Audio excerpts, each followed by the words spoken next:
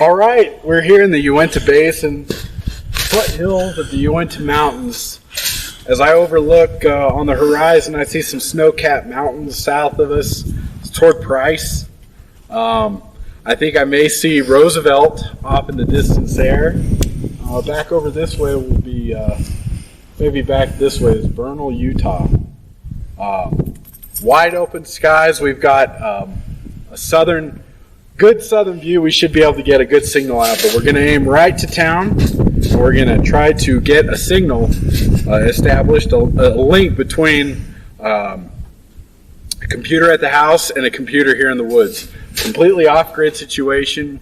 We've got nothing but the battery on the truck, the charged up laptop with no sort of auxiliary power. That's our big limiting factor there, is the laptop power here today. Our first goal is to get an antenna up. We've got a dipole antenna we're going to try to get up off the top of the cedar tree out of the frame, and somehow off up here in space. We got the hatchet, we got some rope, no real tools or anything, no chainsaw, nothing. Left all that at home. Just brought the good old hatchet. Should make it work. We're going to get started. We're going to take you along for the whole process to show you every step of the way what we're going to do to get this off-grid network established. All right, folks, this is my my homemade dipole antenna out of an extension cord. I got this channel on the Quick Start Ham Radio channel. You can check it out. I haven't hooked this up, well, probably since I left North Dakota. It's 18-foot of coax cable and an extension cord, and it's kind of corroded. It's got a little bit of dirt on it. We can knock the dust off of it, throw the antenna analyzer on it, make sure it's pretty close to where we need to be. Anything under a 2 on the SWR, I'm going to call good. We're not being too picky. I just want the signal to get out. All right. The dipole up. We've got the antenna analyzer hooked up, and we're going to insert our frequency. We've got a designated frequency that we're going to use on this. Scan SWR. And, oh yeah. Is it good? Oh, it's good. It's good. I don't know if you'll be able to see that, but that's not great. 1.5 is not great. I don't know if you can see that. Let's see on the screen. The sun's working against us. It's 1.5 to 1 SWR. That's pretty good. The bottom of the is like perfect for. And this is just the antenna. This is that rusty antenna he said you set up here. Yeah, this is basic. This is an extension cord, as basic as it gets. All right. Got to keep. Yeah. Stop. It should be over. It's done. We've got to be sure to wrap it up. How long did that end up? 52 seconds. Oh, perfect, Dan. Okay, let's.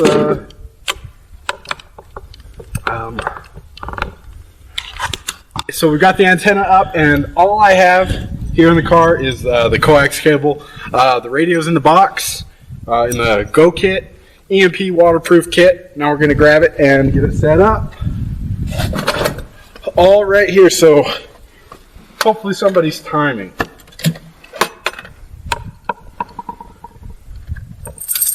We have the homebrew DigiBuild. I got parts in to improve this thing, so this is only getting better and better as parts come in.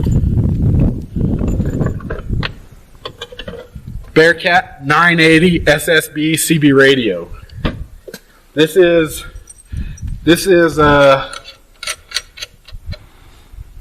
I think the cheapest SSB CB that I know about.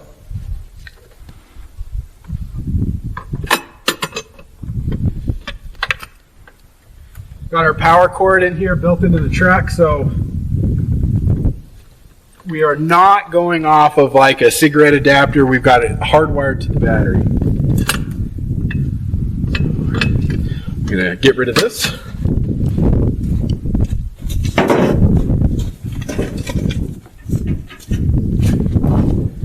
Grab the laptop computer.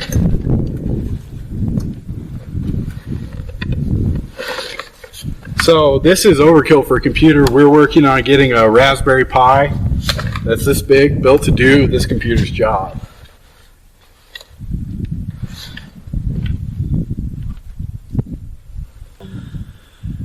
All right, 2 minutes later, we've got the computer hooked up. I've got the digi, the radio, everything's hooked up, ready to rock and roll. I'm going to set up the program. It's going to take another few minutes. I'll kind of walk you through what's going on, everything, as we do it. So if you want to maybe come in a little closer so you don't have to stare at my back. Radio is on, volume at 0. We're going to open up JS8Call. I don't know, I doubt you can see on the computer. I can barely see it, but opening up the program that allows us to do what we're doing here.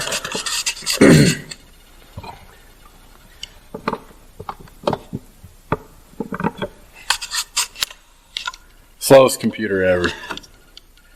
We'll just pause this.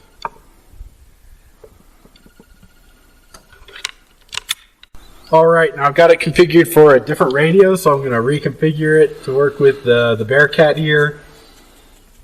I go to radio, I select none, no radio. All the way up here at the very, very top, first one on the list, none. I'm going to set it up at RTS, and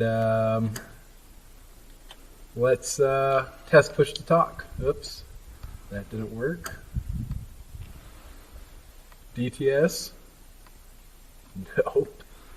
What else am I missing here? You got it plugged up? Yeah, it's plugged up. Audio, left, and transit.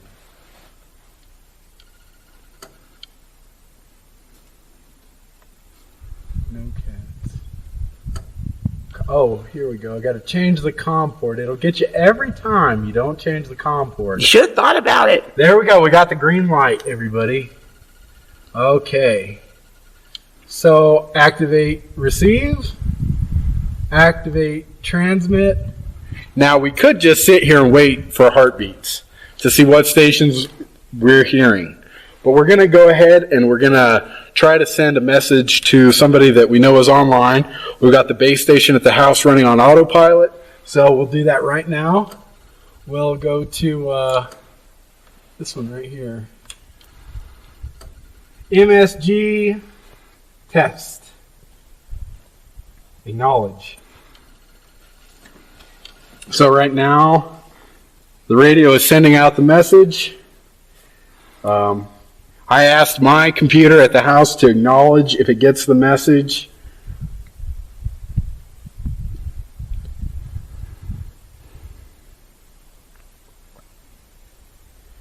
Just going to sit here and wait. This is going to be monumentous. You're seeing this here live, just like we are. We haven't tested this. I don't know if maybe the time is off or what, which we would have to wait for a heartbeat to determine that. We don't know what radios can hear us, if any. We don't know if we know our antenna's working. We know it's in a good place. We know it's pointing in the right direction. So there we go. The message is out. Now we're going to sit here and wait for our answer.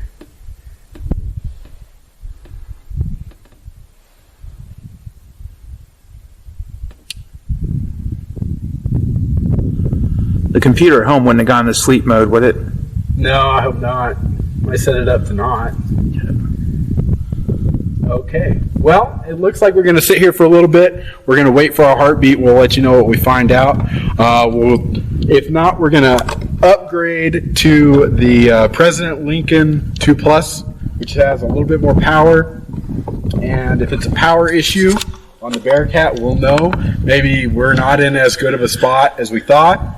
Or maybe we're just like pushing our local distance too far. We're over 30 miles away from the house here at the base of White Rocks Canyon. So who knows, maybe this is just too much to ask. With any sort of relay station, though, this would be even easier. And as more stations come online, the easier this kind of thing gets. So we're going to wait for a heartbeat, see if we're receiving, and let you guys know. Got it all hooked up. It's working. We had a technical issue. Thank goodness we still had cell service. We were able to figure something out. I'm having to use somebody else's computer I'm not familiar with. It's all working. The computers are connected.